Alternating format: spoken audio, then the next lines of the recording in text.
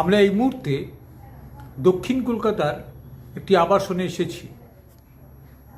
আমাদের আজকের বিষয় হলো সাইকেলে ভারত ভ্রমণকারী একজনের অভিজ্ঞতা, তার শেয়ার আমরা সবাই নেব, আপনাদেরকেও শেয়ার করতে চেষ্টা করব, অনুরোধ করব আপনারা সবাই দেখবেন। তিনি রাজেশ শর্মা, একেবারে যুবক তরতাজা ছেলে। কিভাবে তার ভারত ভ্রমণের উৎসাহ জাগলো সেসব আমরা জেনে নেব। রাজেশ, আমাদের ভাইব্র্যান্ট বেঙ্গলে আপনাকে নমস্কার দাদা। এই যে আপনি ভারত ভ্রমণ করলেন সাইকেলে, কিভাবে আপনার সুযোগ ঘটলো? এখানে শারীরিক অসুস্থতা বা অন্যান্য সবাই কি শেষ করতে পেরেছিল? না, আপনার আমার যে মনে হয় 100 জন ওরা শেষ করতে পেরেছে, 50 জন করতে পারিনি।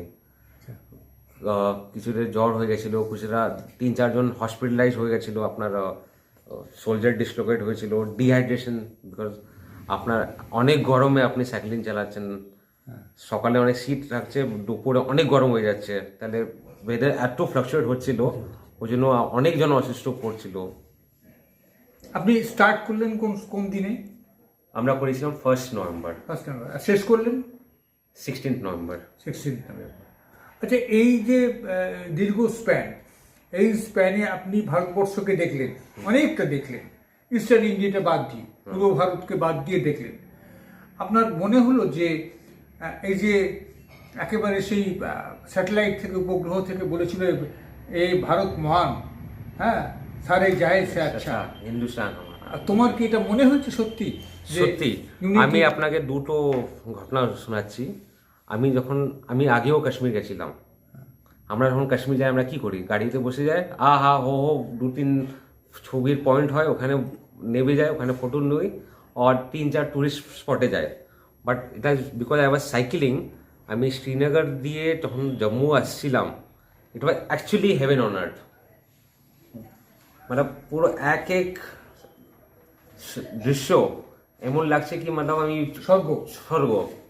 স্বর্গের থেকে কম না, মানে এক ছবি। মানে আমাকে মনে হচ্ছিল কি এখানে আমি সাইকেল ছেড়ে আমি এখানে বসে যাই, দেখি এত সুন্দর, মানে লোক নেই, শুধু আপনার পাহাড় আছে, একটু স্নো আছে, ঠান্ডা ঠান্ডা হাওয়া চলছিল, ওটা একটা।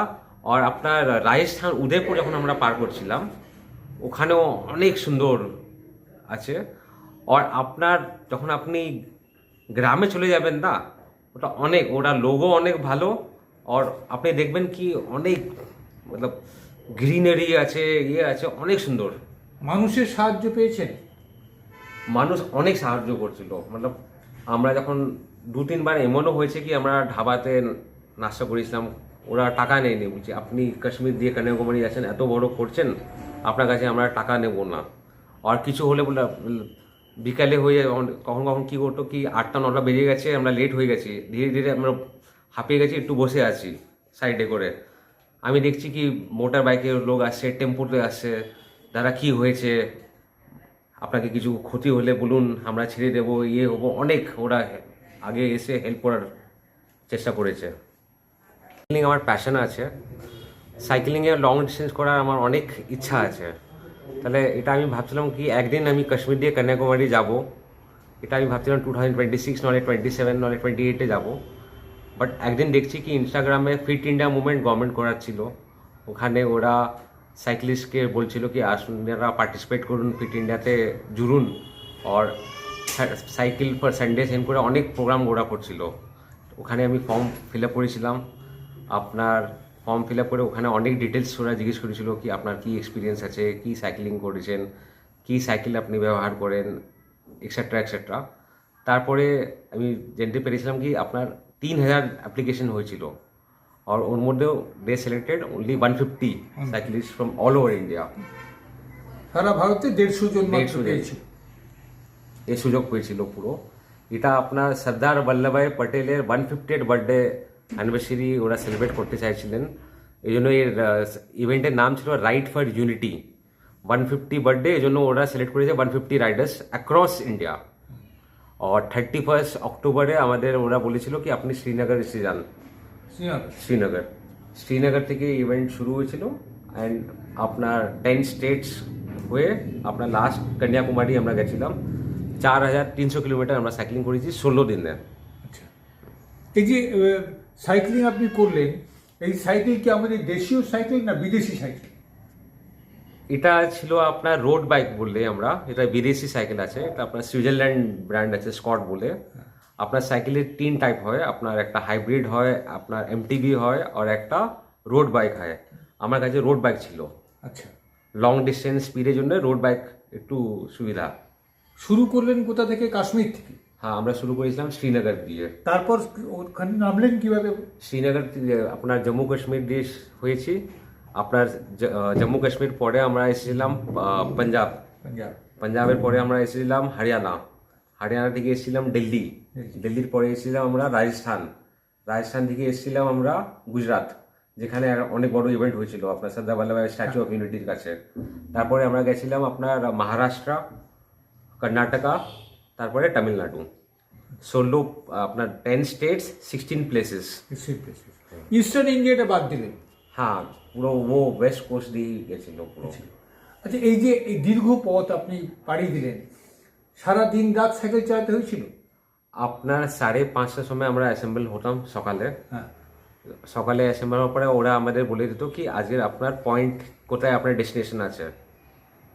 মানে 250-300 কিলোমিটার অন অ্যান অ্যাভারেজ হতো। ডেস্টিনেশন বলে দিত। 6 o'clock পুরো ফ্ল্যাগ অফ হতো। আর ফ্ল্যাগ অফের আগের আপনার যে সামানগুলো আছে, আমাদের কাছে একটা ট্রাক আগে যেত, ও ট্রাকে আপনাকে সামান রেখে দিতে হতো। রেখে 6 o'clock-এ আমরা 150 রাইডার্স শুরু করতাম। আর যে বেশি ফাস্ট আছে ওরা তাড়াতাড়ি পৌঁছে যেত, যে স্লো আছে স্লো। বাট আপনার মিনিমাম রাত্রে 8টা-9টা বেজে যেত। আর কিছু কিছু দিন 2-3 দিন রাত্রি 2টোও বেজেছিল। বাট নেক্সট ডে আবার আপনাকে 6টার সময় শুরু করতেই হবে। আপনি লেট হয়ে গেলে নেক্সট ডে লেট হবেন করে না। আচ্ছা, এর মধ্যে রাস্তায় কোনো সাইকেলটার অসুবিধে পেয়েছেন? আমার 3-4 বার সাইকেল খারাপ হয়েছিল। দিল্লির কাছে আমার মেইন গিয়ার সিস্টেমই ভেঙে গেছিল। আচ্ছা। লাকিলি ওরা ডে টু গিয়ার যে ক্রু মানে যে অর্গানাইজেশন এটা ফিট ইন্ডিয়া গভর্নমেন্টের জন্য অর্গানাইজ করছিল, ওরা কাছে অনেক 2-3 ভালো মেকানিক ছিল। ওরা ইমিডিয়েটলি ওটা সারিয়ে দিয়েছিল। আচ্ছা, এছাড়া পাঞ্চার হলে আপনাকে নিজে করতে হবে। মানে পাঞ্চার তো অনেক হতো, আপনি বারবার তো ওনাকে ডাকতে পারবেন না 150 জন। তাহলে 1-2 বার ওরা করেছে। আর আমার 10 বার পাঞ্চার হয়েছে, আমি 8 বার নিজে মানে করে নিয়েছি। উইথ টিম আমাদের যে বন্ধু হয়ে গেছিল, ওরা আমরা 2-3 জন মিলে ওটা সারিয়ে দিতাম। আচ্ছা, এই মাঝপথে কোনো জন্তু জানোয়ারের অ্যাটাক ফ্যাটাক বা দেখেছেন ভয়ঙ্কর কিছু? জন্তু জানোয়ার আমি সেকেন্ড লাস্ট ডে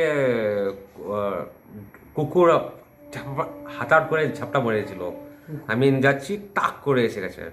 আর আপনার ডিন্ডিগুল দিয়ে কন্যাকুমারী যে রাস্তা আছে, ওখানে বলেছে কি একটু ফরেস্ট এরিয়া আছে 20 কিলোমিটার।